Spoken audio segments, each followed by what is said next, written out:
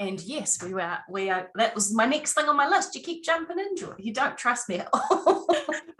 Sorry, I'm sure you had it. No, that's okay.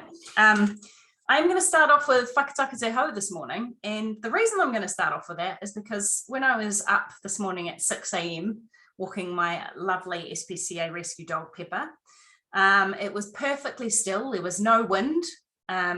There was a red tip dawn, and there was one of the first frosts on the ground for Wellington this year. So I actually thought that I absolutely have to start off with whakataka te hau this morning. So if you looks like you're all muted, but feel free to speak along as I'm saying it. I haven't put it in the chat because I can't multitask like that. It's way too hard. But at the end, when we say tihei mauri ora, and we're giving each other the breath of life, let's all say that one together. Not still on mute though, in your own little bubble. Okay. Whakataka te hau ki te uru, whakataka te hau ki te tonga, kia mā kina kina ki uta, kia mā taratara ki tai.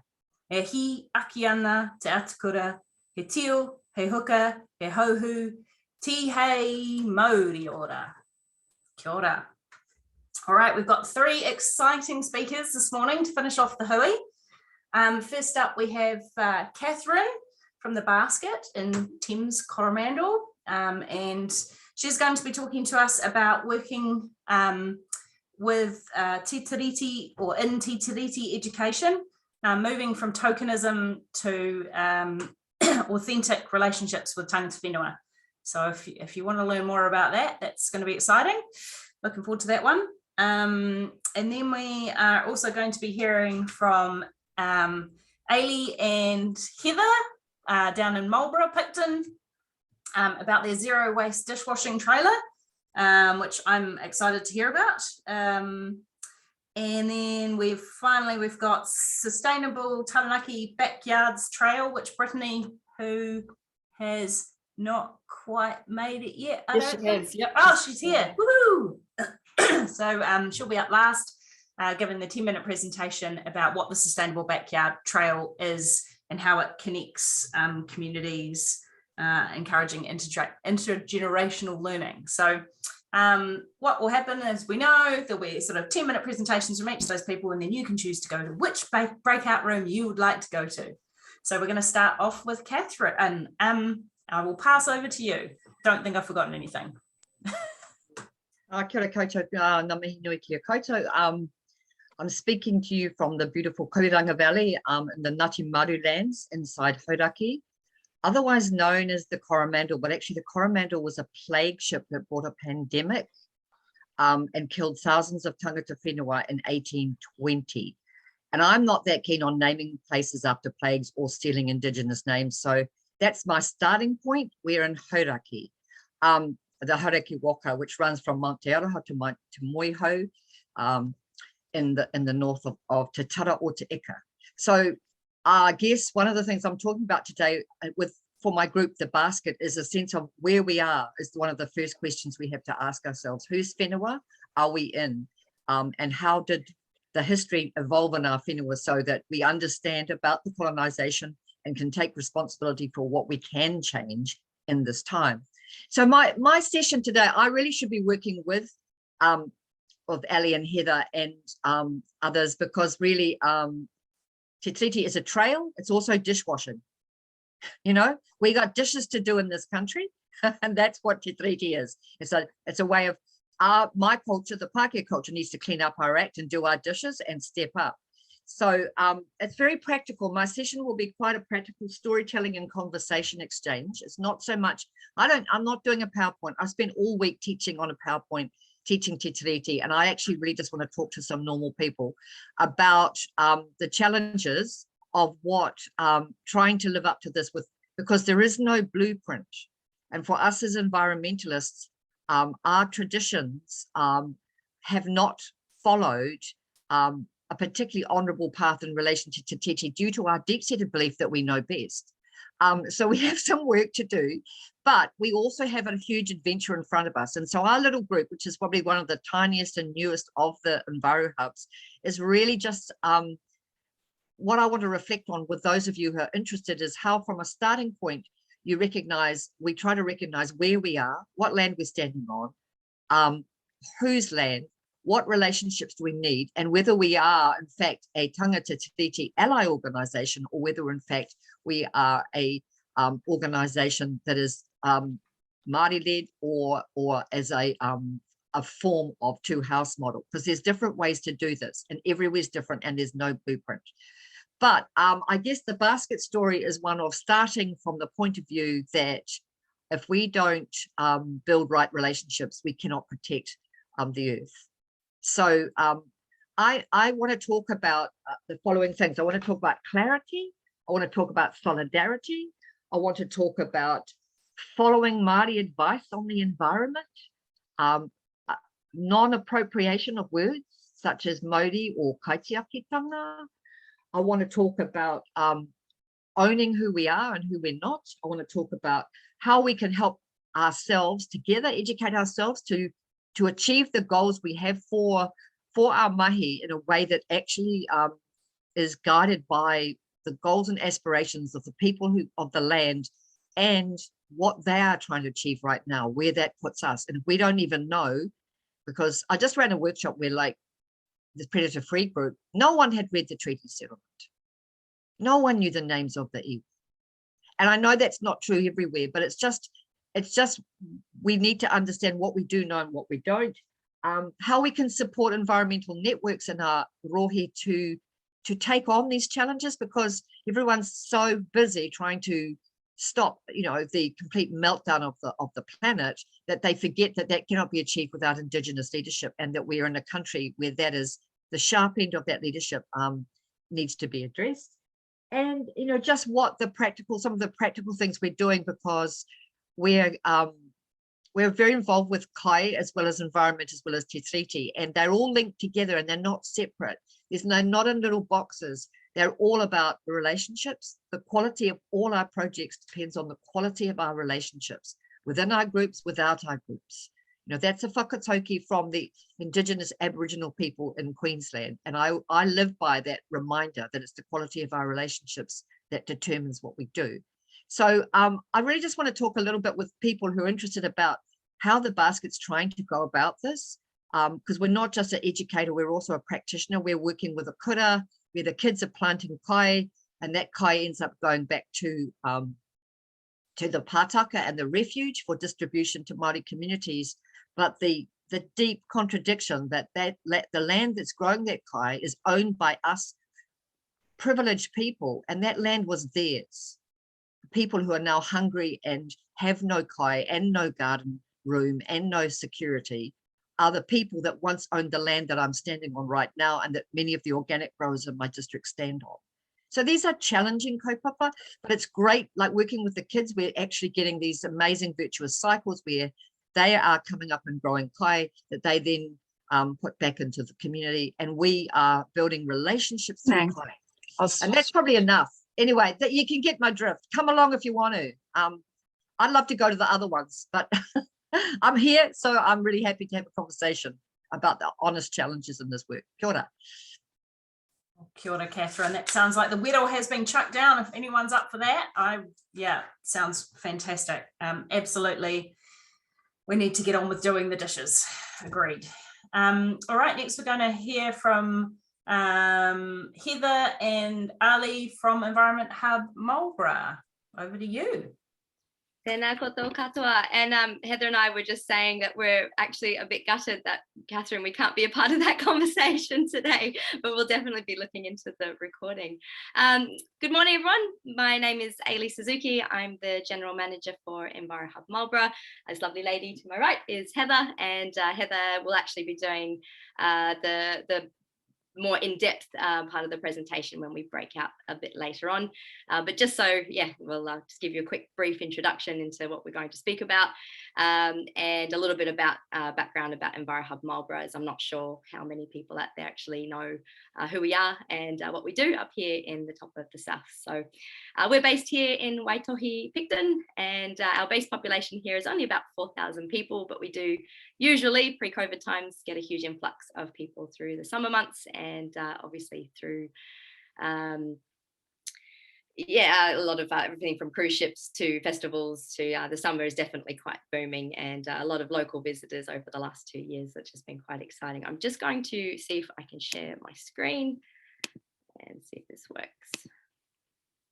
There you go. So today we are going to be introducing our zero waste trailer or a dishwashing trailer. We are really excited about this project. It has been a long time coming, and we're definitely keen to share sort of how we got here, but also how all the ups and downs of the journey, and to see if this might be something that you and your hubs would like to incorporate as a part of your zero waste efforts, and can learn sort of from our mistakes, and to take it in your own direction. We're also really keen to hear if you have any ideas or suggestions or advice from your own experiences as to how we can apply it to our efforts down here, incorporating the trailer. So just a little bit of backstory about us. So Envirohub Marlborough, let's see if I can get this working. Can everyone see my screen all right? All good, sweet. So Envirohub Marlborough started off back in 2011, 2012 as Conservation Kids New Zealand. We were mainly concentrating on kids education, inspiring kids into getting involved and inspired and excited about conservation from a young age. We then expanded into Envirohub and realised that even though it came under the umbrella of the charitable trust that was Conservation Kids, we have actually done a bit of a swap back in 2014, as it made a lot more sense. And now Conservation Kids is actually one of our branches. We have 4 main strategic areas that we work in. Obviously Conservation Kids, we are continuing that. We actually have a coordinator that looks after our Conservation Kids and our kids education. We have sustainable communities, marine, which we're hoping to expand on, obviously marine being a very large part of our environment here in Marlborough with the Sounds, Cloudy Bay and out into the Strait. And of course, zero waste. And Heather's actually our zero waste coordinator. So we are a small team. We're all part-timers. We're hoping to grow and expand on that, but currently it is quite a small team, and we're doing the best that we can to reach out to our entire community with our resources as they are. So where did the zero waste trailer idea start off from? It all started with this lovely lady here. This is Linda. She was originally our plastic bag-free Picton lady. So you would see her running around spreading the word, and she was very well known in town. She's been a big part of our committee for a long time and has only recently stepped down. But she was our inspiration. Obviously, when plastic bags became illegal, she decided to push her resources and her energies into seeing if we can make our local festivals and events completely zero waste. It all started with a whole lot of buckets, a whole lot of urns, and a whole lot of elbow grease, a lot of volunteer work.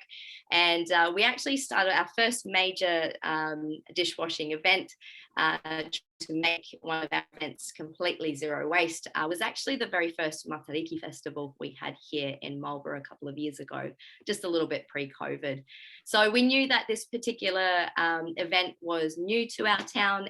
We weren't sure how big it was going to be, but it gave us the opportunity to jump in right from the get-go during the organisational process and see if we could make this a zero waste event. Just show the community how, not necessarily easy, but how it is doable. And we had a whole bunch of volunteers. You can see us all in our nice, beautiful high vis, and a big collection of used crockery. We collected them all from all over. It's mainly from all of our op shops and donations, and basically it made sure that it was all hygienic. You can see all the urns at the back there. I'm not sure if you can see all of that. Oh, apologies. And you can see it went right into the night, and there's all of our dishwashers scrubbing away. So it was a success, and it did show our community and ourselves that it was definitely doable. And as it was advertised as a zero waste event right from the get-go, we were actually quite surprised at how well that actually really worked. There was very little waste at the end of it. And obviously our dishwashing, the main purpose behind it is to provide the food vendors with used reusable crockery, plates, bowls, whatever they needed to ensure that they weren't using those single-use throwaway containers for their food, whether it's a food van or a coffee cart, anything like that, we were able to supply them. That's me on the right-hand side at our first Earth Day event, which was still quite small scale back then. I think I'm very pregnant in that photo. You can see that even pregnant ladies can get in there and help out. So I think we realized just how doable it was. But we also realized long term that it was quite a mission. Even for those smaller events, we had quite the collection of plates, which are very heavy. We also had quite a bit of equipment that we then had to lug from A to B to C. So we decided, well, we need to make this whole process a lot easier.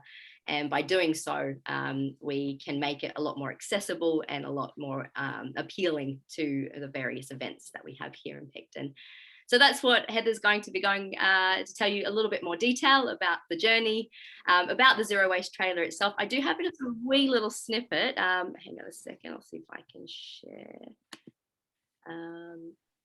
So I do apologize. My video skills are definitely, I'm not sure if you guys can see that.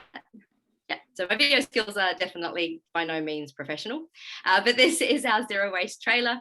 You can see that there's no signage on it just yet. This is how new it is. So we haven't actually had a chance to use it at an event yet, and has been delayed a little bit in finishing the creation of it up north. But you can see, so Heather's actually very tall. So you can see just how much room there is inside. And in the talk, we do have a slightly longer video, which Heather will go into a lot more detail as to the various features. There was a lot of thought and planning gone into the process of the creation of this trailer, where we're just essentially making it as easy as possible to utilize at our various events to help our zero waste efforts. And just a wee little taster, so hopefully that is tantalizing enough to encourage you guys to come into our breakout room, and Heather will tell you a lot more about the process, about the zero waste trailer itself and how we can potentially utilize it, or how you could potentially adapt it. And as I mentioned, we're really keen to hear from you as to how you might have suggestions as how we can better utilize it, or any ideas we haven't thought of to increase our effectiveness as a zero waste event organizer here in Picton, or in basically most of Marlborough. And that's it. I'm going to stop sharing. There we go. Got it, Ailie. That looks amazing. In another life, when I used to work in road safety, we, with a collective of groups, got a mobile billboard organised, and I remember the difficulties of ownership and insurance, and it's so it's been a journey. And there's things we definitely haven't considered as well, which we want to point out. If anyone is going to be doing something similar to this, we definitely have some key points that we would like to pass on to watch out for, that have taken us completely by surprise, and we're still dealing with them. So we'll tell you about that a bit more. I think there'll probably be a question from Polly, my colleague from Wellington, asking if we're allowed to borrow it and can it come on the Picton ferry. I'm sure we can arrange something. All right, and last but definitely not least, lovely Brittany there has joined us from Sustainable Taranaki to talk about sustainable backyards. Over to you, Brittany. Kia ora tātou, tēnā koe, Heather, Ailie, and Catherine. I'm going to take this opportunity to practice my mihi and pepeha. Ko matariki ki runga, ko ngā tangata ki te whenua, tēnā rā koutou katoa. I whanau mai au I te taha o te pā o Easton, I raro I te marumaru o ngā maunga kahurangi. He uri ahau no New Jersey, I tipu ake aho I Pennsylvania o te United States of America. Ko ngā mutu aho I noho ana me aku tamariki. I raro I te marumaru o Taranaki maunga, ko Brittany Ryan, toko ingoa, tēnā koutou katoa. And it was just me saying that I was born in the city of Easton. I used to live under the shade of the Blue Mountains. I have 2 children.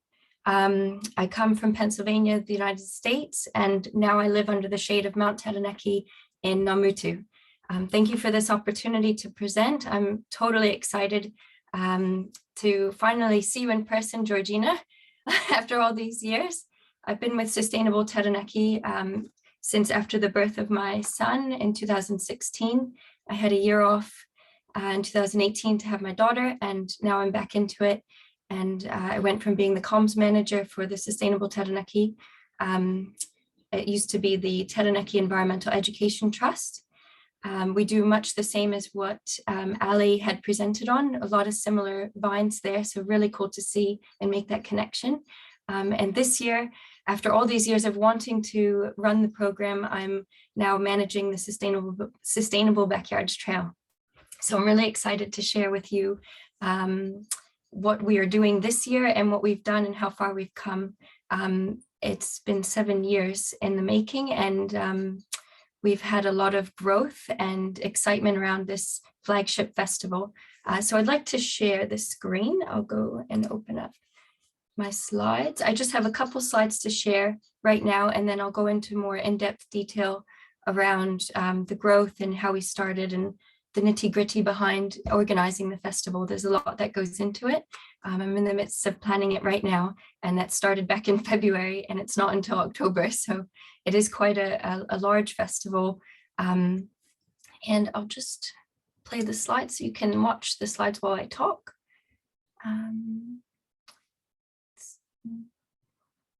Slideshow. Okay. Oh, I probably need to screen share before I go. So we can't see your screen yet. Okay, I'll share the screen first. Oh, files advanced.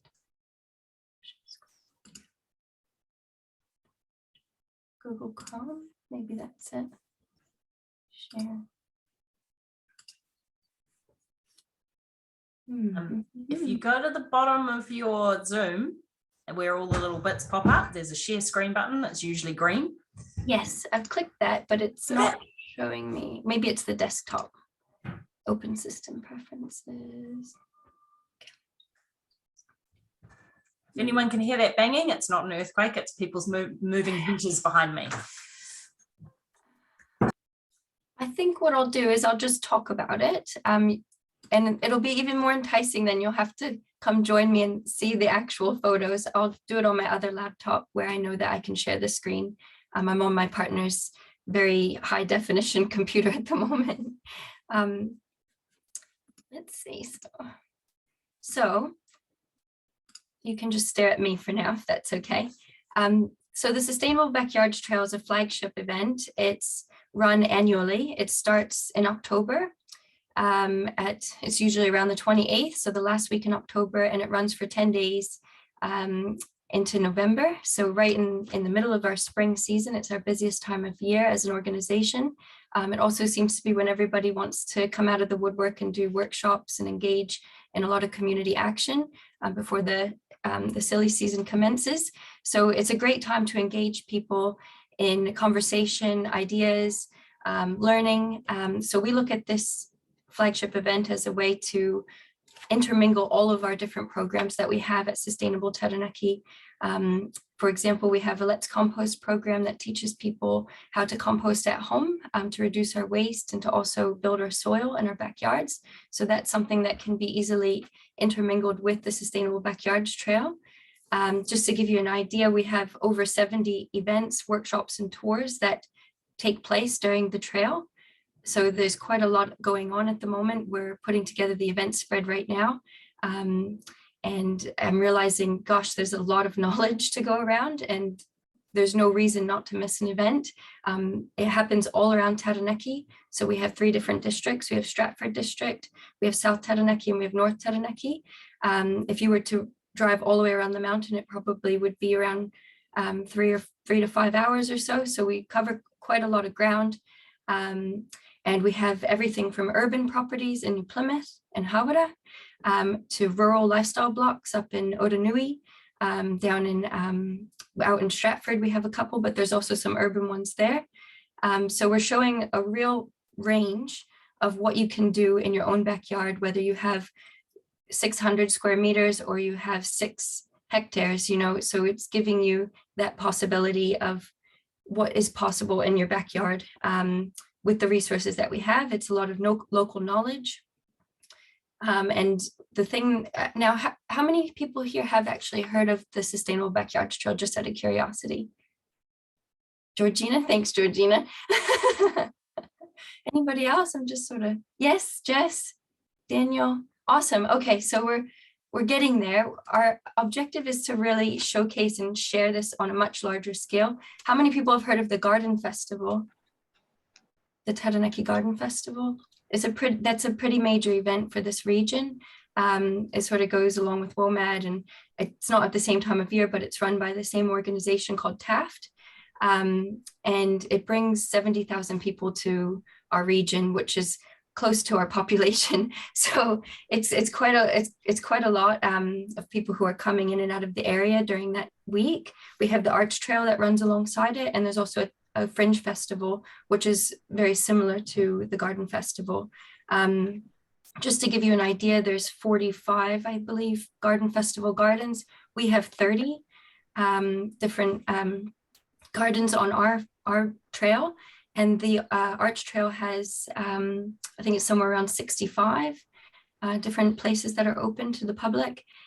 So there's no shortage of places to see, and there's flags everywhere during that time of year.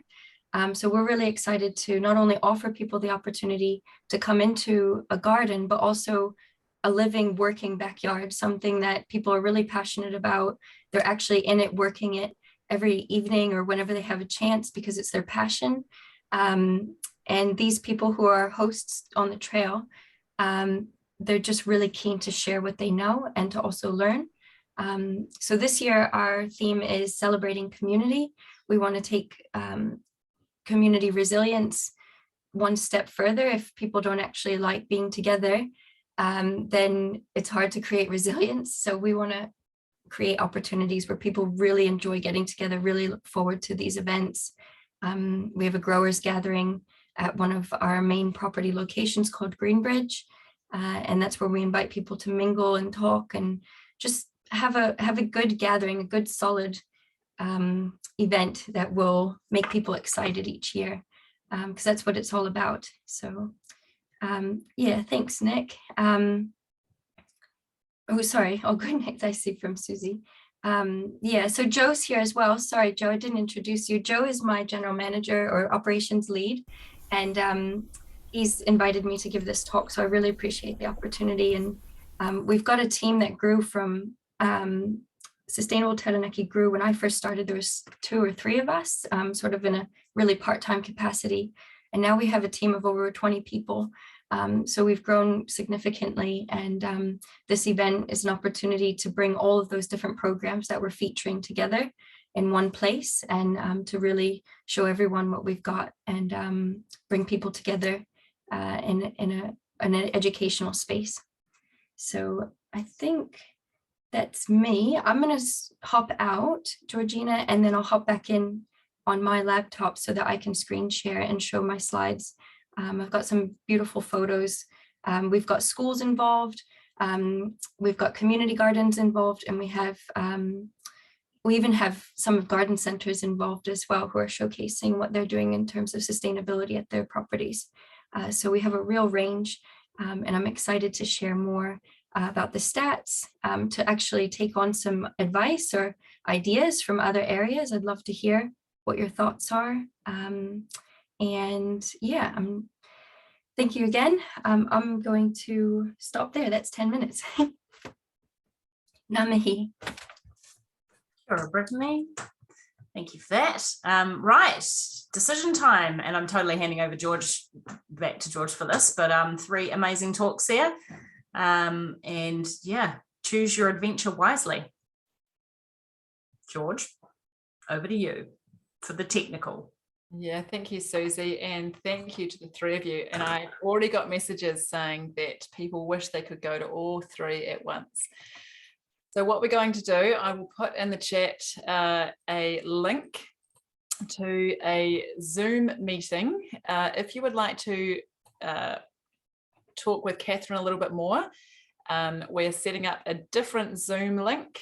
We have 2 Zoom channels that you can all borrow and use if you need to run meetings in your own time in your organization. So please talk to us about that if you haven't seen that that's on offer. We want to record that session, so we're popping you off to that. We're trying to record all 3 of these, and we are going to send around those recording links next week. So hopefully you won't miss out. You just won't be able to be part of the discussion. So if you want to go and speak with Catherine a little bit more, pop into that Zoom meeting. It's in your chat and it's the underlined blue Zoom link. And Jess will be looking after you really well on that one. If you would like to speak or hear more about Brittany's Sustainable Taranaki Backyards Trail and see those beautiful photos and the promise of an amazing PowerPoint, what I'm going to do now is open the breakout room. So I'll put that in the chat if you don't know how to get to a breakout room as well. But otherwise, I will open that breakout room now. So at the bottom of your screen, you should see a join button. And so I'll get you to press that if you would like to join Brittany. So hopefully you all end up in the right room.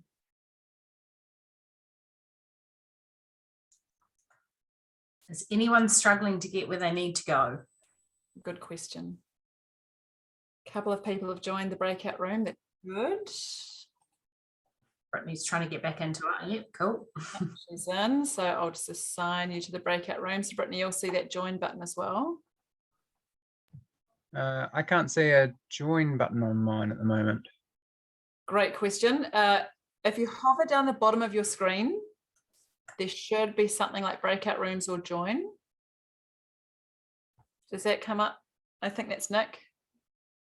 There's 4 little dots. Oh, do you know what? I've got 3 people not assigned, so I'm not sure quite why that is. For some reason, Amy and Emma are in my unassigned group. Amy and Emma, would you like to go to Brittany's room? I was wanting to go to the wash station one, please. I got kicked completely off Zoom, and then I came back on, and it just for some reason I didn't go in. So you're in the right space, Emma. Stay here. Okay, awesome. Amy, can I just check? Do you want to stay with your colleagues, or would you like to go to Brittany's? I'll stay here, thanks. Okay, no, all good. Is there anyone else who needs help with joining, or are you in the right place? Okay, great. So I will hand it back over to Ailie and Heather. Kia ora, ko Heather Tokuiwa, and I'm the Zero Waste Coordinator at Envirohub Marlborough. And I thought maybe, I don't know if folks want to just do a really quick introduction just to say maybe where you're from and why you were interested in this topic. Yeah, so maybe we'll start with Amy, because she is one of us. Heather, could you get a little bit closer to the mic? Yes, I can. Thanks. Sorry, is that better? Is that good? Okay, cool. So if we just want to do a quick round of introductions, starting with Amy, and then we can just pass it around, and then I'll get going with the presentation. Morena, I'm Amy. I'm the chair for Envirohub Marlborough. Apologies for being late. I had another appointment. But yep, that's me. Sorry. I'm really keen to see what Ailie and Heather have put together. We got to see the zero waste trailer, but these 2 amazing women have been driving it, and we've been more of a governance level. So super excited to hear what they're sharing with everyone today. Who wants to go next? Emma? Morena, I'm sorry, I'm not going to turn my camera on. We're a COVID house this morning, and I'm still in my pajamas. So I'm from Environment Centre in Hawke's Bay.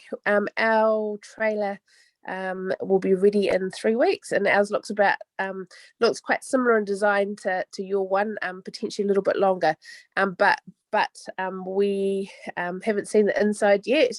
So we've seen the outside, so we can't wait to see it. But it'd be awesome to learn from your experience what works and what doesn't. Can we hand to? How about Dawn? Kia ora. I'm Dawn. I'm from the Beautification Trust. We're based in South Auckland. So I'm the community manager for the trust. We're quite new to the zero waste space as an organisation. We're hoping to open a community recycling centre in the next couple of months, which is really exciting. But we also host a lot of community events. So I'm really keen to see how the dishwashing trailer works for you. to see if it's a possibility that we could do something similar at a lot of our events, because we do have a lot of waste coming from food and packaging, which is really frustrating. Yeah, I will hand to Polly. Kia ora. Can Susie give me a thumbs up if you can hear me okay? I can. Can I just stop you for 1 second, Polly? We can see Brittany, George. Okay. So we might need to put Brittany in Brittany's group. For sure, she's not supposed to be here as much as she wants to listen to this talk. So Brittany will be, she's on 2 computers. Okay, so we just get to see her while she's talking. All right, that's okay. Yeah, that's nice. Everyone no gets to worries. see Okay. and you've sorted out, Jen. Hopefully, Jen sorted out that other issue. If not, ask George, Jen. Thanks. Go, Polly. Kia ora koutou. Yeah, I work with Susie at Sustainability Trust. I'm Sustainability Manager. Really interesting to hear what you've all got to talk about today. We've got a project that we're trying to get off the ground called Washing Up Welly, which is putting in place infrastructure for reusable serviceware in the city. And that kind of includes 2 elements. It's kind of a fixed washing facility that would be at Sky Stadium, but also a mobile wash truck. So we're working with a lot of different people. It's actually Non-Stop Solutions who are kind of taking forward the wash truck element, and they've been given they've kind of done feasibility work with some funding from Wellington Council. So yeah, just keen to hear more about how your projects have been going. And I've lost track of who hasn't gone yet. Steph, I don't think you've gone yet. Kia ora, Steph, Hub Support Coordinator at Tiriti Environment Centre. There has been talk about getting a trailer, not by us, but more like a council being aware that they want to keep fostering zero waste. So I'm keen to find out more, because obviously council's pretty stretched, and if we can support them and to get this project over the line, it would be great.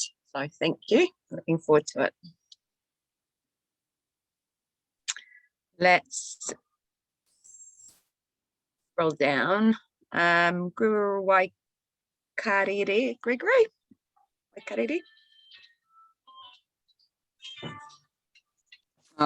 Morena koutou.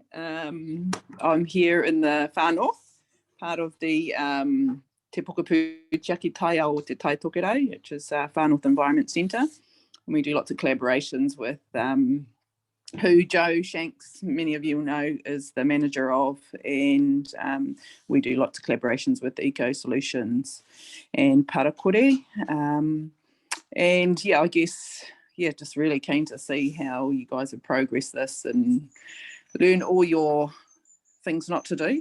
And we're probably thinking, you know, we've taken over the Kaitai market in terms of minimising their waste going to landfill, but we're also responsible for Waitangi events in Waitangi. So looking at possibilities for those 2 spaces, and, you know, whether we can do that. Really keen to hear too about your kind of kaimahi, your workers that you get to help support this.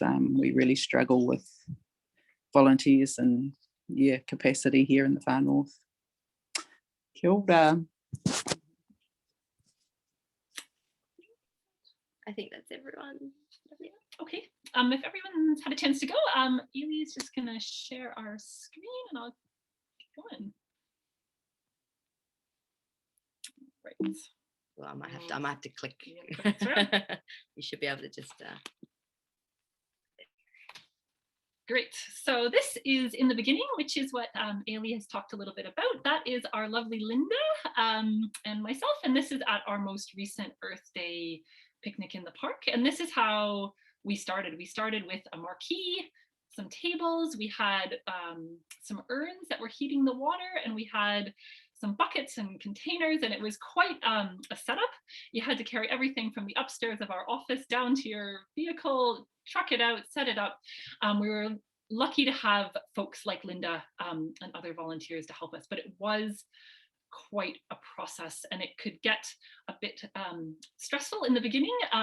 Heating water in the urns only happens so fast, and the power needed to supply those urns is quite a lot. So the point that we could only really, at this most recent event, only run one at a time. And so there'd be times where you were waiting desperately for that water to heat up. So it was a great way to get started, a great way to support events and provide zero waste support and eliminate that single-use packaging, but it wasn't without its challenges.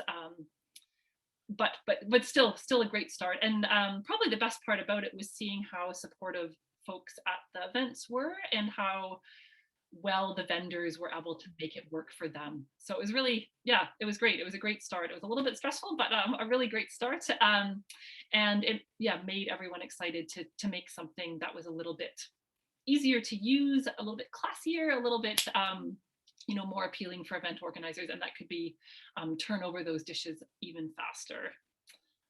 Oops, sorry.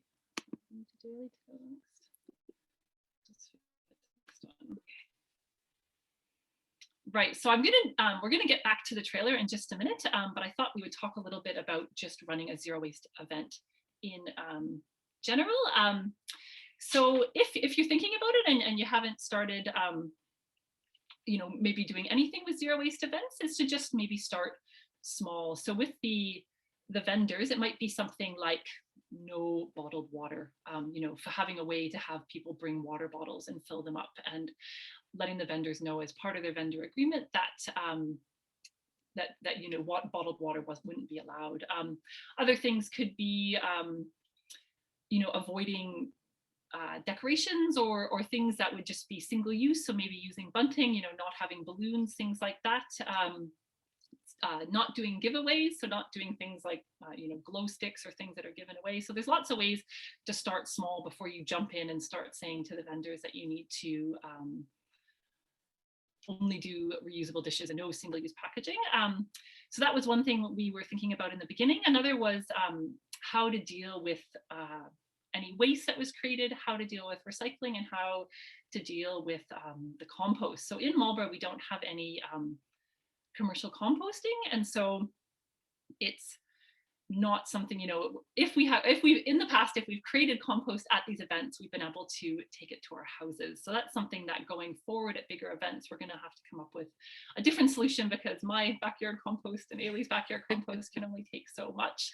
And at the past events, we've not allowed there to be any rubbish bins. We've covered the rubbish bins, and so the only thing that's been happening has been recycling and compost, and then the reusable dishes. So that's something going forward at larger events, to how to think about, you know, other waste that might be there that isn't, you know, happening from the vendors. So that's something to think about. Signage, extremely important to let folks know what's happening. People were really keen to use the reusable dishes. They get them from the vendors. The vendors have the reusable dishes. They put the food on the dishes. The people take their food away on their reusable dishes, and then when they're done, hopefully they bring them right back to our marquee or our trailer when we have the trailer going. So we need to let folks know what's happening. And then the goal with the trailer and even with the marquee was just to make zero waste awesome, to have really friendly staff and volunteers, make it a really positive experience for the people attending, but also the vendors, so they want to do it again. And so speaking of vendors, communicating as soon as possible with them, you know, even, you know, when they sign up, it's best to let them know immediately that they're, you know, signing up for a zero waste event, and so they know that they're not going to be allowed to use their single-use packaging. And so we have written vendor agreements that they sign that let them know, and that's the top point where you can find out what they need from you. You know, are they going to be serving food that needs small plates? Are they going to be serving food that needs dishes? Do they need spoons? That sort of thing, so we can make sure that we have everything ready for them. And then there's also the communication with the folks who are coming to the event. We encourage bring your own picnic sets, so that's a great way. We don't even need to provide the dishes, that people can bring their own picnic sets, but just letting folks know that, you know, bring your own coffee cup, bring your water bottle, bring a picnic set. If not, we'll be having reusable dishes, and then people know that this is something to expect at the event. Health and safety is something we're still working a little bit with for the trailer, but things like PPE, making sure, you know, folks are helping with the recycling, that they're wearing their work gloves.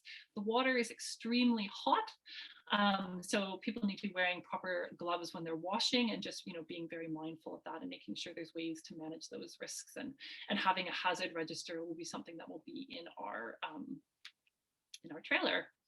Are there any questions about this part before I get on to the trailer? Do we want to save them? If anyone has a question, I can just pause for a minute, but otherwise I can just keep going. We can talk at the end.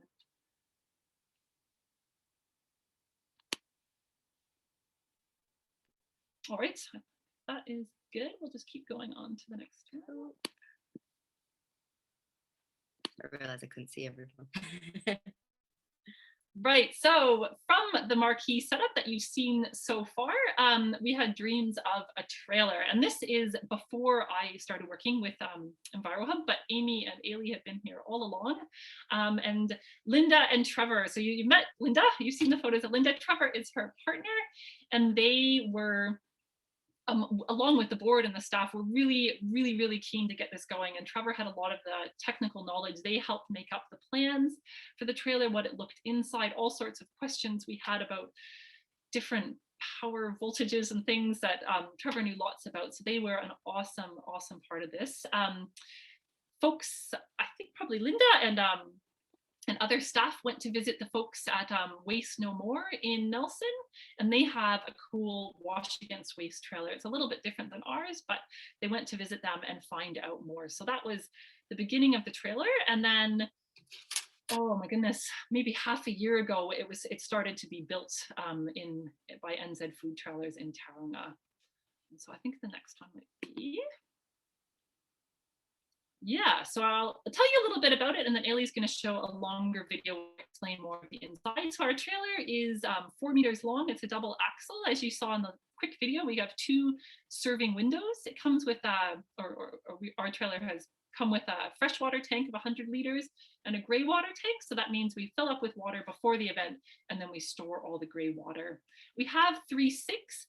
Looking at that picture, those actually aren't the sinks that are in there. Those were the original sinks that were put in, and they were too narrow. We needed them big enough that we could get a regular dish in quickly, easily. I'll tell you a bit more in the video, but you need to be able to sterilize in very hot water, and those dishes need to be submersed.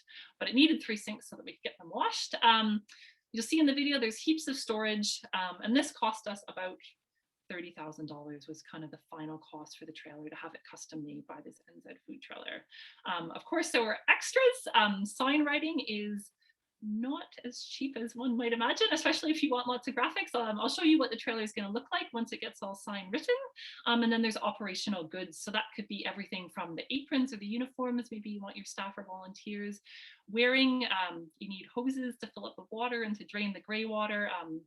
There's electrical cords. So there can be a lot of different things that go on top of the actual trailer. So luckily we've had some amazing sponsors sign on to this, who've funded this and made this possible for us. So I think we'll see the video, and then I'll get back to show you what the graphics are going to look like.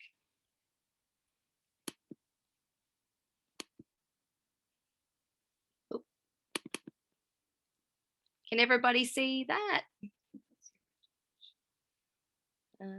Oh yeah, hang on, let me get rid of that. There we go. Can everybody see the screen? There should be a black, yep, awesome. So again, my awesome video skills. Our new zero waste trailer. This is our custom built trailer we had built for us by NZ Food Trailers. It's a 4-meter trailer with double axles. We have 2 holding tanks underneath. One is 100 liters of fresh water for our dishwashing, and then the other is 100 liters of gray water, which we hold and then we can dump later. We have 2 huge windows for people to bring back their dirty dishes, and for our lovely volunteers to collect the clean dishes and deliver them around the back.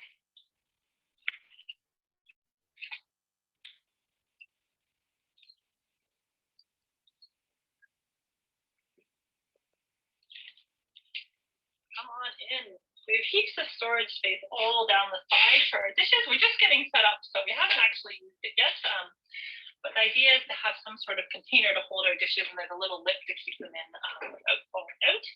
There's space back here if we ever want to add a fridge. We need that. We put that back there. Under here we have our hot water heater and our water pumps. And so when we're using the trailer, we'll be hooked up to mains power or be using solar power. And this allows us to run our 3 sinks up here. And so for our dishwashing process, we have a rinsing sink, a washing sink, and a sterilizing sink. And so this sink will always be kept at 77 degrees, and the dishes will go in that sink for 30 seconds or more. And that's best practices for hygiene for reusables. This is our new dish drying machine all the way from Japan. We got it because we needed a way to dry our dishes as quickly as possible so we could turn them around and get them back out to the vendors. And it dries with hot air. We're finding when we're just putting them into racks to dry, it was taking too long to dry. We didn't want to be using disposable paper towels, and it's not best hygiene practices to be drying reusable towels. So we haven't used it in an event yet, but we'll let you know how it goes. Hopefully it'll be quick enough that we can get the dishes through and back out to the vendors.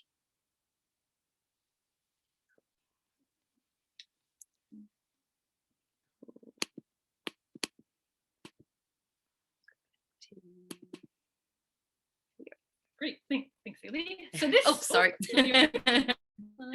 Oh my gosh. I'll just give you a quick look at what the graphics are going to look at. We're so close. We're about 1 day away from having the sign writer put them on. It's been a long process making sure it looks exactly how we want it. That is our beautiful Picton Marlborough Sounds. That's what we see when we look out if you're up a little bit high on Picton. So that'll be the side. There's one side that's closed, it doesn't have any windows, so that'll be that side. The 2 squares you see there, those are the windows that open up. We had a quote to get people inspired while they're waiting to get their dishes or waiting to return their dishes. This is at the back. There's another window at the back there, not maybe so much for serving, but that can open up as well at the back. And this is the door at the other end that you can go in. And so these are some of the folks we are inspired by, the takeaway throwaways and the waste. And then somehow. These are our strategic priorities down on that side. So that's what it's going to look like. It's going to hopefully look amazing once it gets all those graphics on. Right, so things to think about. Yeah, we are still thinking. So if you have questions or feedback, it hasn't been used yet. It's still in process. So there's still things to think about. And I'm sure if we present again next year, we will have a whole different story to tell. But cost of extras, I was surprised at how much the other things could cost once you get your trailer. Luckily, there's different ways to get funding for that. If you want lots of graphics on your trailer, that can cost thousands of dollars. So it's just to think about beyond the trailer, if you're getting funding, what else are you going to need to make it work? Another one is the vehicle to drive the trailer. They are heavy, and so not every vehicle has the towing capacity. Probably for a trailer about that size, you need 1,500 kilograms of towing capacity. I drive an old high-ace van, and that doesn't cut it. That's not something. So one is the size of the vehicle, and then I guess the other is who is towing this vehicle. Is it something that maybe you could get sponsorship from? Is there someone who might lend you a vehicle when you need to use a trailer, or give you a lease on a vehicle for a year or two, or give you a vehicle, but it needs to be something that can tow. Tow the capacity, because and there's smaller trailers, and I'm sure there's bigger trailers. So yeah, just look at that towing capacity. Storage is another one. Ideally we are still working on that. Where to keep it long term. Ideally you'd want it covered and locked to keep it as secure as possible. I mean, the trailer is locked, we've got a lock on the tires, but you need somewhere that's easy to access so you can get it out, but also safe. So that's something that would have a cost potentially as well, to keep the trailer long term. Drying dishes, you saw our dish machine. Yeah, good. It'll be great to tell you next year how that works in practice. It's not very big. They're not something you can purchase in New Zealand. We looked a lot. It came from Japan. They come from Japan or the Philippines or from China. There's something that's more popular in other countries. But when we've done events with the marquee, the dishes just don't dry that quickly. Even in the really hot water, when they come out, they're taking a long time. And sometimes the vendors are going through dishes really quickly. I mean, you can have more dishes. So you could have heaps of dishes, but depends on how much you can store, how quickly you can turn them over. So we're hoping we can dry them for a short period in that machine and then put them out onto a rack to finish drying. We don't want to be using our reusable dishcloths to dry them. So that's a good thing to think about, is how you're going to get those dishes dried, turned around and back out to your vendors as quick as possible. Staffing the trailer. In the past, at our marquee events, we've been really lucky. We have had volunteers. I mean, there's been staff there as well, but we have had a group of volunteers who've been able to help us with everything from the washing to collecting the dishes, redelivering them to the vendors. We have a bucket to start with. You have to scrape off the food into the compost bucket. But going forward, it's something to think about, whether, paying folks, a wage to do that is maybe something that's more appropriate, or is ways to maybe reward your volunteers. It's something we're still considering. So if anyone has ideas or experience or thought on that, luckily in the past the volunteers have been amazing, and that has worked for us. And then managing waste stations, it's not exactly related to the trailer, but when we've spoken to festivals recently that have unfortunately been cancelled due to COVID or postponed, there's been a lot of interest in managing the waste stations or the recycling stations. So they want to recycle, and they'll have a waste management company that is going to be removing their bins, and they're wanting us to have volunteers or staff man those stations so that the recycling is getting into the correct containers, the compost is getting into the correct containers. But then there is the challenge of, great, you can man them, you can get all your recycling separated, you can make sure there's no contamination, but is that waste management company sending it to the right place? Is it actually getting recycled? When they pick it up, are they taking it to the landfill? And it's something that is new for us. In the past, we've set out our own home recycling bins. We've just put them on the ground. We've had volunteers around making sure. We've had a bucket for compost. We've just taken it home. It's been pretty small scale for us. So thinking about, do you want to offer them waste station management as well, along with the zero waste trailer? Or is that something the festival is already doing? I'm sure every place is different. We don't have commercial composting, but other councils do. And so that's something to think about. Oops, sorry, I'm going the wrong way. Right, and so those are things we are still thinking about, but even more pressing, or things that probably we don't maybe have answers to yet, are things like the best type of dishes. We are using the dishes we've had from our marquee, which are op shop dishes, which are great. They're already in circulation. We have op shops that can give them to us at no cost. We've had offers from the reuse center to get those dishes. So that's great. We're not paying anything for them. We're not buying anything new, but they are heavy. So those bins where the dishes in are quite heavy. They can break, and they don't always stack together that well. They're all different sizes and different looks. So there's different ways to go. You could go the Wash Against Waste in Nelson. They have a set of stainless steel plates and cups. I think they have crockery as well, but those stack together. They're light. They're not going to break. So that's an option to go with. Bamboo. The folks at the Newtown Community Center in Wellington, I think they hire out not a trailer, but like sets of reusable dishes that you can borrow for your events, and they have gone with bamboo dishes that they bought, and that was because they're finding those regular crockery was just really, really heavy, and so it was safer to be using these lighter dishes, and they were stacking together properly, and people could get more easily. But they let us know that they can be a bit brittle and they can break easily, maybe compared to the stainless steel. So that's something we're going to start out with our dishes we have already and see how we go, because we already have them. And we can get more if we need them, and we'll see how we go with that. But that's something to think about. Solar power, it's not currently kitted up for solar power, but it would be amazing to get that going.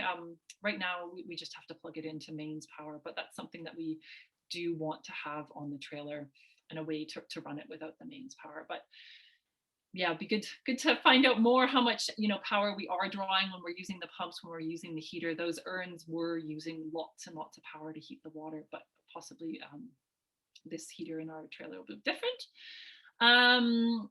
The bottom one that says registration Taumata Arawai or the Food Act is something that has taken up more time and thought than I really ever wanted. We discovered that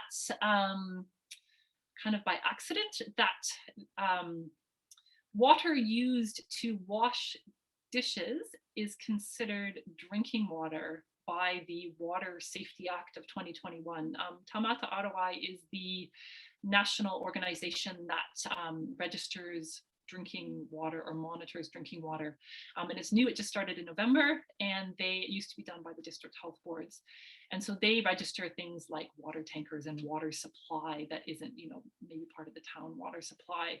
So Taumata Arawai, because we are a food trailer or a trailer that has holding tanks, so we hold fresh water, and because we use that water to wash dishes, we are in their minds considered a water carrier. So we are in the same category as a water tanker, so a truck that delivers water to properties for drinking. So that was a bit like, okay,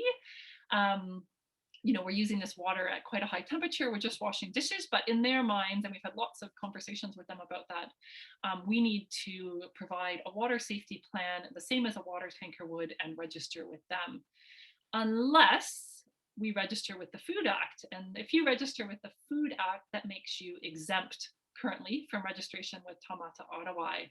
So then we got into conversation with MPI and the Marlborough District Council about whether we can register as a food truck. And so they consider, the Food Act and MPI considers handling of food related accessories, so dishes, even though we don't handle food, part of the Food Act. So we could go water tanker, or now we're kind of like, okay, maybe we're actually a food truck.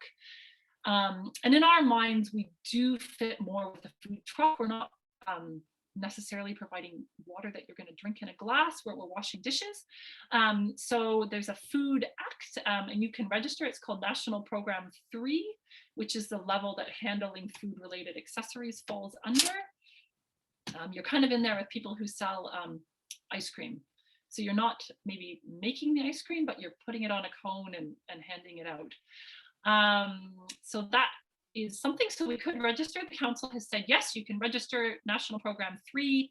Great. It costs money though. I think it costs about $600 to start, and then it's another $400 every 2 years.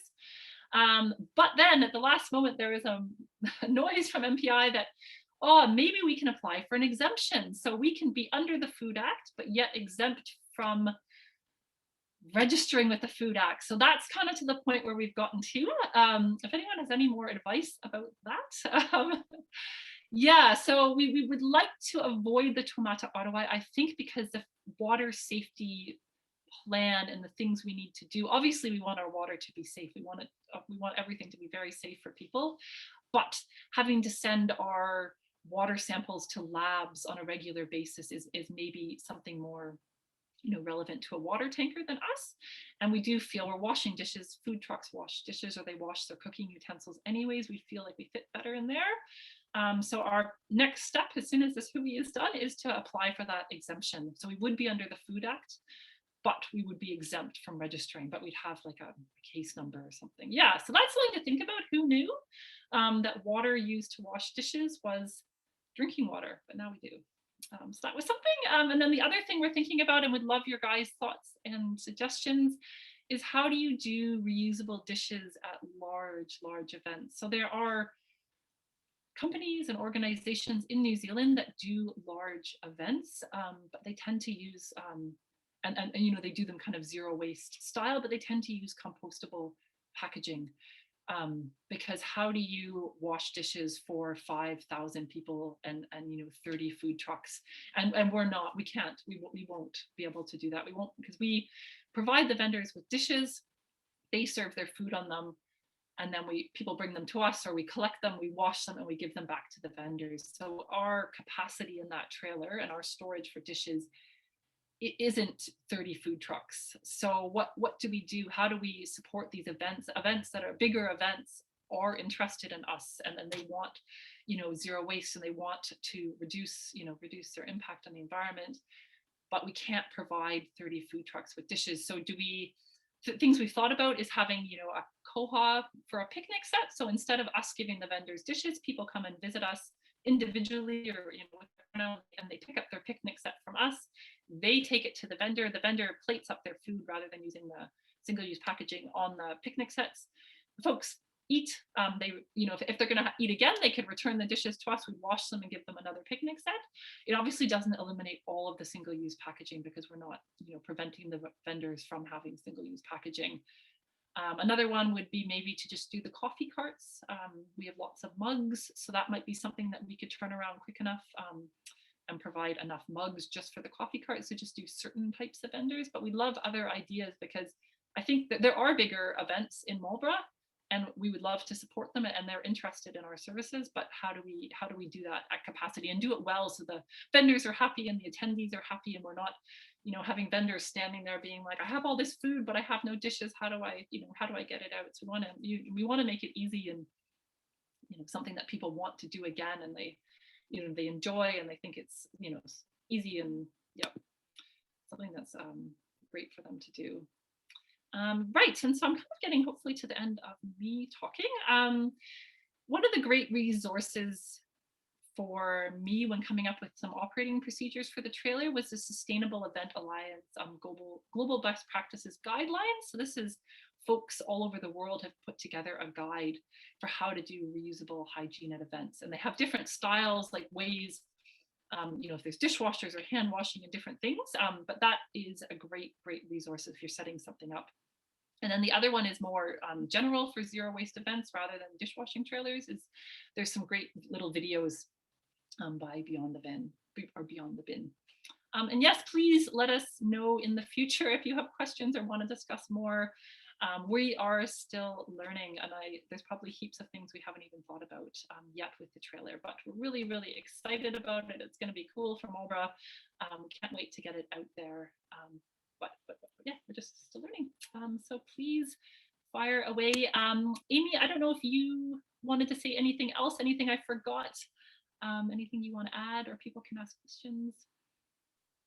I just wanted to add how proud we are of the work that Heather and Ailie have done on this. It's been a long time in the making, with Linda and Trevor bringing it to the forefront a few years ago, and the amount of work that's gone on behind the scenes is huge. So I think that's a great overview of the amount of work it does take, and what we've learnt from the process, particularly around the Water Tanker versus Food Act, which took a lot of time. So if you do have any questions, Heather's done a huge amount of work in the background of all of this, and getting it to where it's at now. So if you have any questions, she's your go-to. She's my go-to. So they've done an amazing job. It was great to see some of the chat. There's some questions in the chat there, Heather, as cool. well. Thank you, Amy. I haven't even noticed that. No, well done. Right. Awesome. That was awesome. I'm very excited. I've got lots of questions myself, but I'll ask some of the other ones. So Polly, who did have to disappear, but I can pass this on to her. She did ask, did the 30K include all of the equipment in the trailer? Obviously, you've talked about the Japanese drying rack, but yeah, what? No, that was the trailer. Everything else, even the water hose to fill up the fresh water tank and the hose to drain the gray water, the plugs are extra, unfortunately. Wow. Yeah, the dishes, everything that was kind of attached to the trailer, and it was included. And the trailer is great. They did a really good job with it. And when there was an issue with the sinks, it did take a while to get it fixed, but they were accommodating, and they did kit it out exactly as we wanted it. But yeah, the rest is extra, unfortunately. but they're smaller trailers. You don't necessarily have to go that big. You know, there's single axle trailers. Yeah, you can go a different size. Anyone in the group here want to put their hand up, ask any questions? I might just, so that Ailie and Heather don't have to scroll up in the chat. I just, a few things, what you're saying about towing. For my sins, I did used to work for a large car company, and we constantly had calls from people wrecking tow bars from imported vehicles. So New Zealand new vehicles have been designed, we tow really heavy stuff in New Zealand compared to what people tow overseas. And so, yeah, really highly agree with what you were saying, that you have to be careful with your vehicle, and certainly be careful with an imported vehicle with a tow bar. You won't get a warranty, or, you know, could be insurance issues there.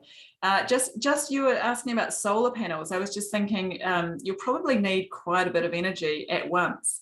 So I was just thinking, you know, perhaps, I know that Waiheke Island they've got Nissan Leaf batteries that, you know, not good enough for a car, but they have solar panels and charge them up. And I was thinking, if you got the solar panel somewhere else, you could just charge up the battery and have, you know, take the battery with you, instead of perhaps needing to have the solar panels. The solar panels could be a good education point as well, but just in terms of that power draw, it would be really interesting to see if you could get that amount of energy all at once on any given day. I know you're more sunny than us, but yeah, depending on what you're running, it might much of a draw. You might have to leave it in Blenheim. It's a bit sunnier over there. Are they used Nissan Leaf batteries that have been donated? Like a Nissan Leaf, like the little cars. Yeah. When the battery doesn't, for anyone buying electric car, New Zealand New is the best if you can afford it, because a lot of the batteries have been fast charged overseas. They get thrashed. So by the time they get over here, they've only got half their capacity. So when you buy a cheaper electric car, that's what you know. And actually, I'm a really big fan of trickle charge, because it just doesn't, the batteries last a lot longer. So all the fast charges, if you're always doing that on your car, you're going to wear your battery down quicker. So with these Nissan Leafs, if they've always been fast charged, sometimes they don't have the capacity to run a car, but they can still hold a huge amount of energy. And that, yeah, I think that's what we're going to see with these electric car batteries, is those of us who have, you know, solar panels and, you know, we're a bit creative. I think there'll be more and more car batteries being used alongside solar panels in our houses and things like that. And I think that was, did I say anything else in the chat, Susie? Sorry, I'll stop talking. But yeah, so exciting, really interesting. Steph, you obviously suggested a commercial dishwasher when you're talking about the amount of dishes, but my question around that was actually, what do you think the capacity is? Like you said, you couldn't probably handle 30 vendors. What do you reckon the capacity is of the current system? Yeah, good question. Don't know yet, because you haven't tested it. No, that's going to be a real, and I think we're lucky here in Marlborough that we do have a lot of smaller scale local events that we can really kind of soft test it.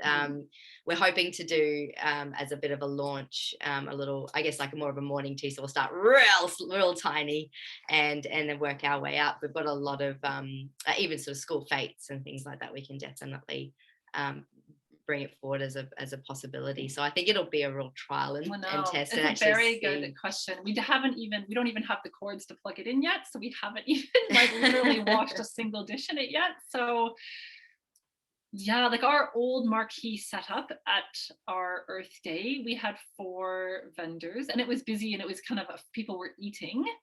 That was our capacity, was those 4 vendors with the marquee setup. But there's been other things like film and feast, which is people are more watching a movie. It's after dinner time. They're not eating as much. So there was more vendors, but it was easier for us to support them. So it depends how food related it is.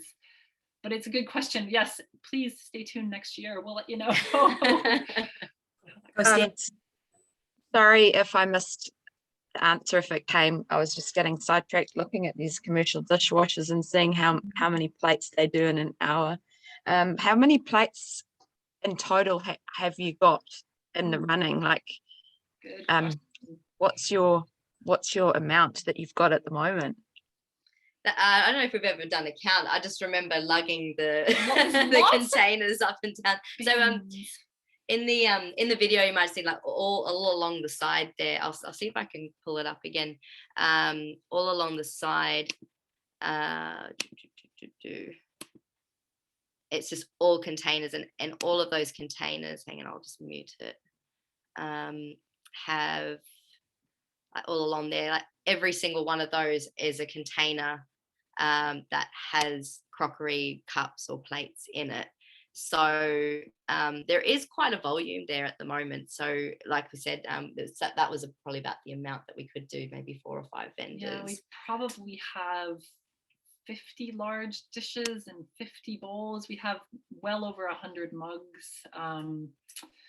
We have small plates as well, probably more than 50 small plates. We did initially think about a dishwasher. That makes heaps of sense. Let's put these dishes in and get them washed. But we were advised by Trevor that it wouldn't work with the power that was being supplied at these events. It was just going to draw too much power. And so it just, yeah, it was the electrical side of things. I admit I know nothing about. Trevor knows everything about it, and we just go with what he says because he is, he's quite knowledgeable about that. Water as well, like a lot of those do use quite a volume of water too. So considering we wanted to make it as versatile as possible, where we could take it to places that might not necessarily be plugged into the mains, or just to try and be as versatile as possible, which may have bitten us in the butt a little bit. I don't know, it's how you look at it. I suppose I would do the same as what you guys are doing, but all of a sudden I'm thinking, would it be better to have a humongous amount of crockery that just gets dirty that you then bring to your premises that can be commercially washed afterwards? So you don't have to actually contend with solar panels or batteries or any of that stuff.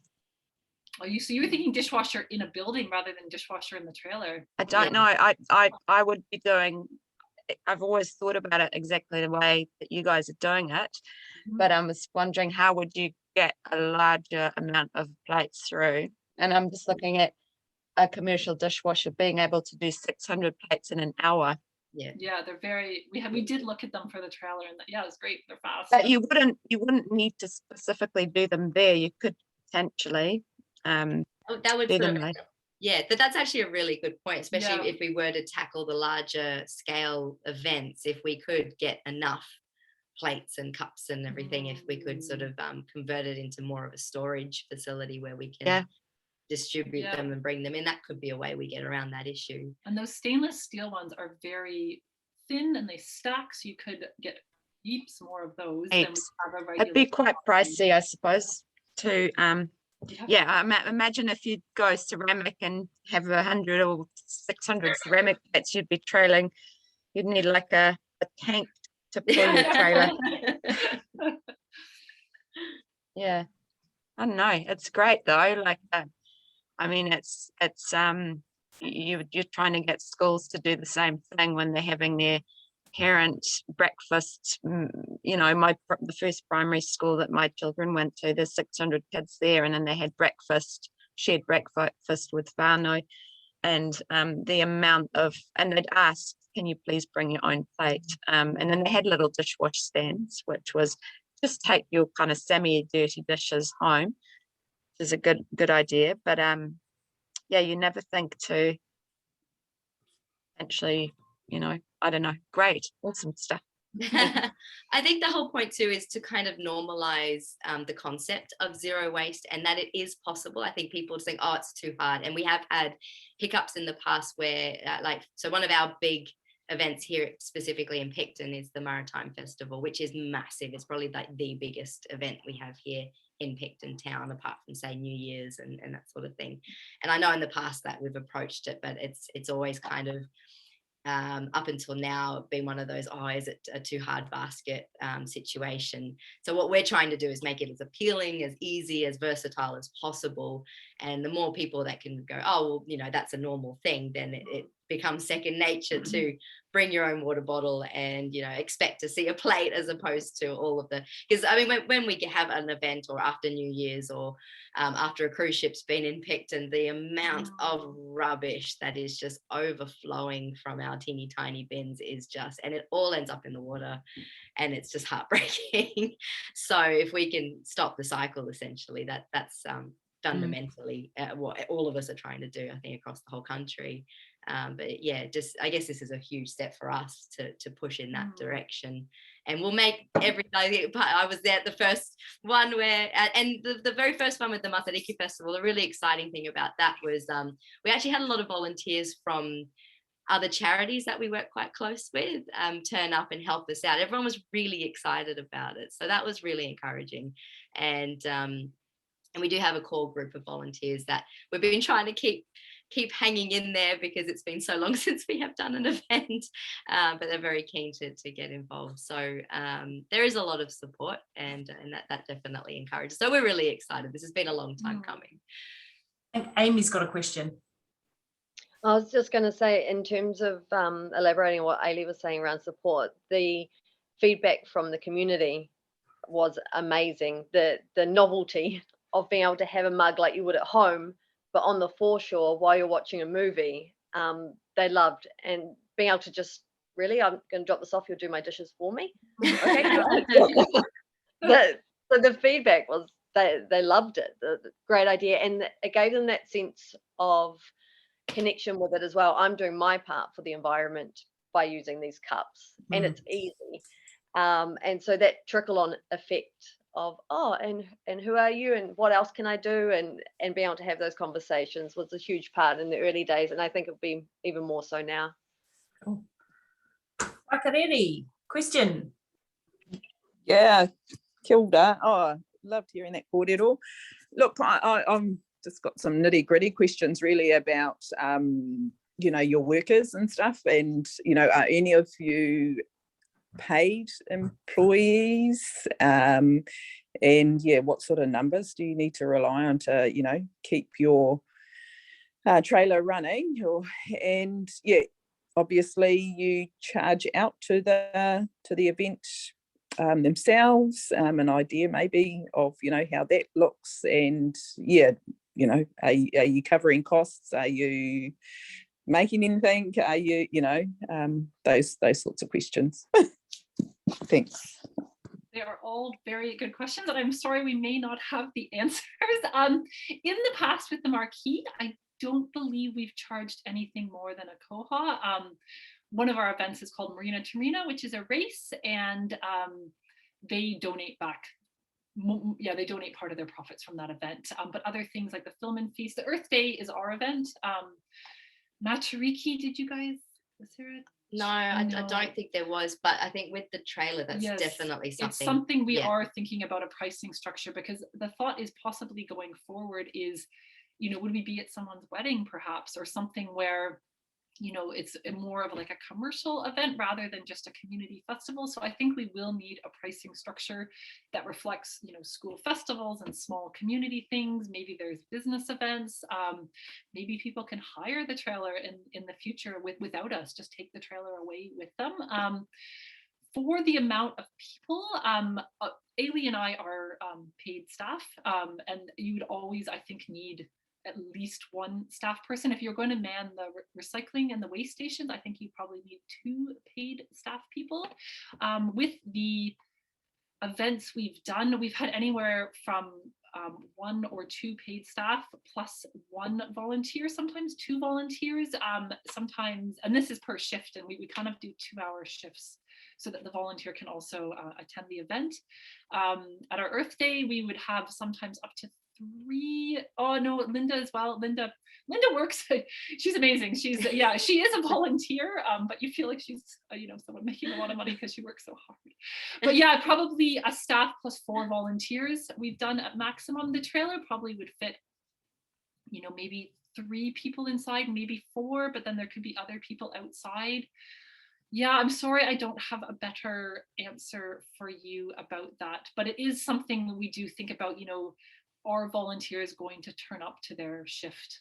are they going to cancel at the last minute? And luckily they are turning up for us, and they are, but we haven't, like our Earth Day event, I think we had about 7 volunteers throughout the day, kind of 2 at a time, or 1 when it wasn't too busy.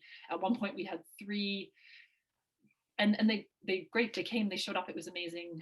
We gave them a little gift to say thank you. Yeah, but if we're using that trailer often, weekend after weekend, and if the events are long and if the events are big, is there going to be enough people who are keen to volunteer, and are they going to, how do we keep them happy and wanting to engage? Maybe Amy has more, I don't know if you have more to say on that.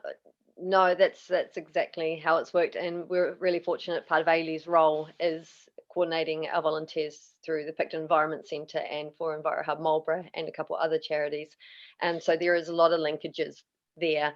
We ask our board members to commit some time if they're in town, and there's the possibility, if we are doing commercial, say for a business, that we ask that excuse me, they arrange the volunteers to help on site, or as a staff building exercise, they may want to donate staff time, say to the Marina to Marina. A couple of them major sponsors are local businesses. Maybe they want to send some of their staff to come and help out as part of that sponsorship arrangement.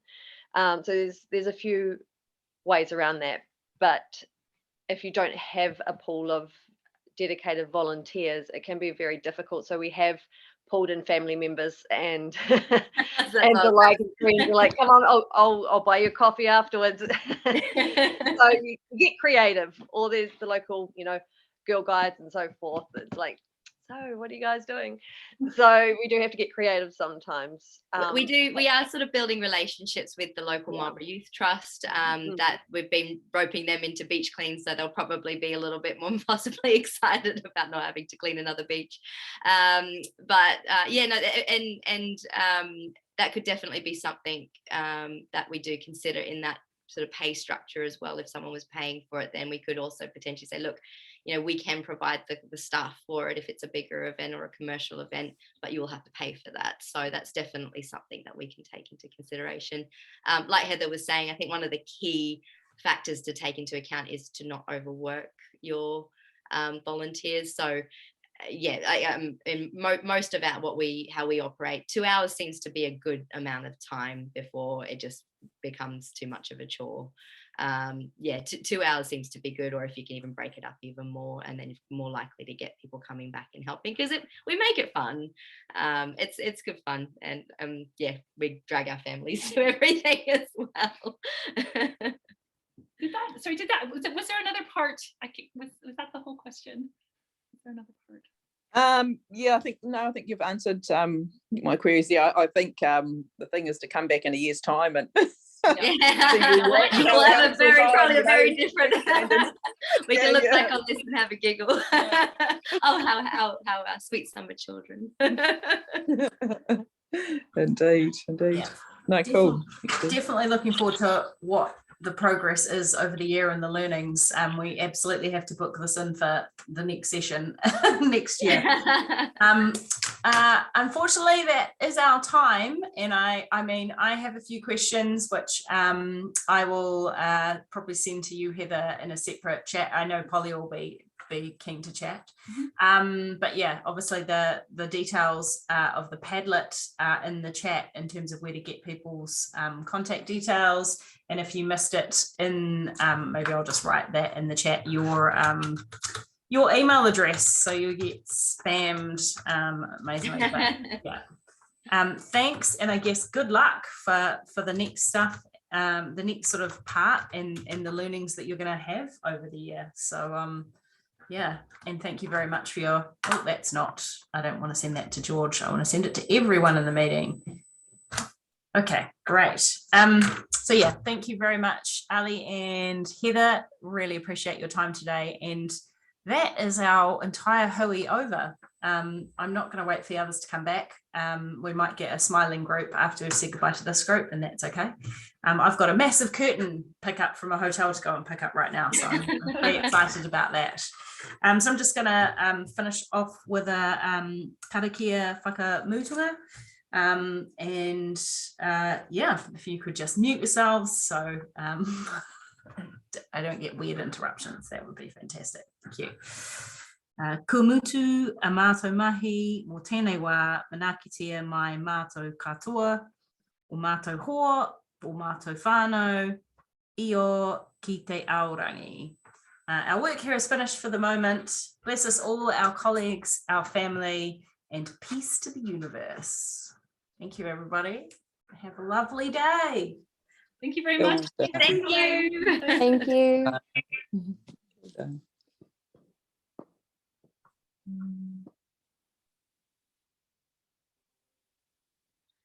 Thank you, Susie. Thank That you was very much. awesome. It was amazing. I was really interested to know, are you the owners of it, or are council the owners of it? You're owning it. Yeah. Right. And so you have to take care of the ongoing costs of insurance and things like that. Yeah, it's a fascinating space to be in. I remember all the challenges we had in Tairāwhiti. It was, and obviously where to park it as well. So yeah. Yeah, because it's big. Yeah. It's very tall. Yeah, ours was like a triangle one like that sat on a trailer. So it was really, really massive and really high and really long. And it's yeah. So all of the challenges you've been through, we were definitely there. I don't know what's happened to it now. Who knows? Oh, really? Yeah. This is up north, or? This is in Tairāwhiti. So this is this is in 2000. So yeah, it's a long time ago. At the same time, it's interesting to see that this is not a new concept at all. It's sort of come full circle, and we've come back to revisiting it in sort of our own ways, but applying, I guess, newer technology to it. And here's everyone else back. Hey! Sorry. It happened to us yesterday. It was like everyone was like, bye. Oh, we're back in the main room with Susie and George. How every time I'm like, right, and then I forget to look at the time.